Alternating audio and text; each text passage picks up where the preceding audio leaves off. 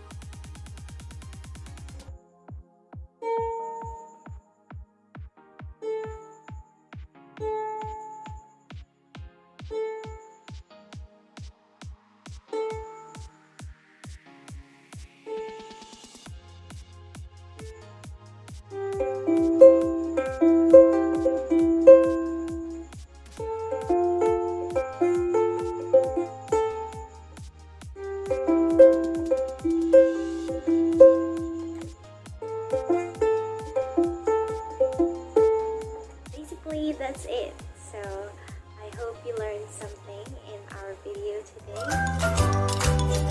today.